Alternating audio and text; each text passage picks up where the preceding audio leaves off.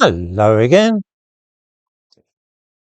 The idea that white people in this country would wish to live alongside other white people in a white nation is today regarded as shocking. It's difficult to see why. Across the world, particularly in Africa and Asia, we see the rise of ethno-nationalism, although it is seldom called that. Ethno-nationalism is simply the idea that a nation should be defined by having a common ethnicity, common culture and common religion. These days, ethno-nationalism is often disguised as concepts such as Arab nationalism or Hindutva. The official name of Egypt, for instance, is the Arab Republic of Egypt. Its very name tells you that the country is defined by ethnicity, Arab, which automatically excludes, say, the Black Nubians in the south of Egypt towards Sudan. Egypt's treatment of the Nubians is appalling, and it is entirely due to the fact that they are not Arabs. This is ethno-nationalism. Neighbouring Israel defines itself as a Jewish republic. This too is ethno-nationalism. One of the world's most populous nations, India, is increasingly keen on ethno-nationalism. It goes there by the name of Hindutva, which is an emphasis on the Hindu nature of India. Since being Hindu is, like being a Jew, both an ethnic and religious identity, those who advance the idea of Hindutva are essentially advocating ethno-nationalism. I could give many other examples from across the world, but I'm sure that viewers get the point. Ethno-nationalism is becoming hugely popular throughout the world, but not, of course, in Europe, where the very idea is seen as fundamentally wrong.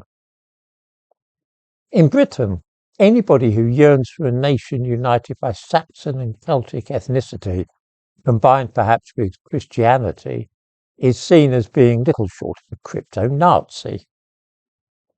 It is, of course, the example of Nazi Germany which has forever tainted the idea of an ethno-state in Europe. What is amusing is that although we are forbidden from speaking out loud of such an aspiration, people are effectively voting with their feet. There was a terrible fuss recently when Robert Jenrick visited the Handsworth district of Birmingham and remarked that he didn't see any white faces. Of course he didn't. Of the 12,000 people living in Handsworth, just 600 are white British. So what happened to all the white people who used to live there? They moved out to the suburbs, a process sometimes known as white flight.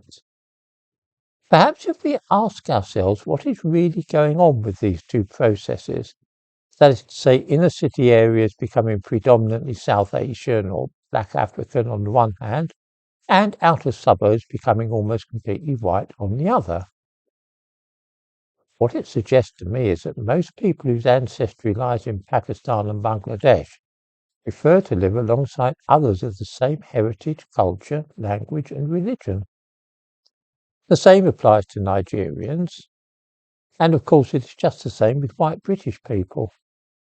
They would rather live in a street where their neighbours are also white British people, one where there is a church on the corner of the street rather than a mosque, and where the shops sell the kind of food they like, and where everybody is speaking English rather than Yoruba or Sylheti.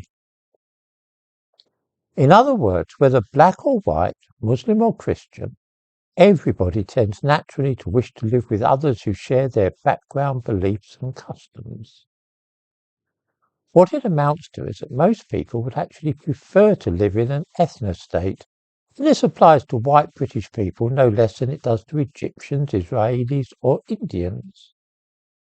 The only difference is that whereas in those other countries the idea is simply taken for granted as being quite natural, in Britain we have become enslaved by a strange dogma called multiculturalism, which holds that it is better and more healthy for our neighbours not to hold the same religious views as us, for them to speak a different language at home from ours, and for their skin to be a different colour.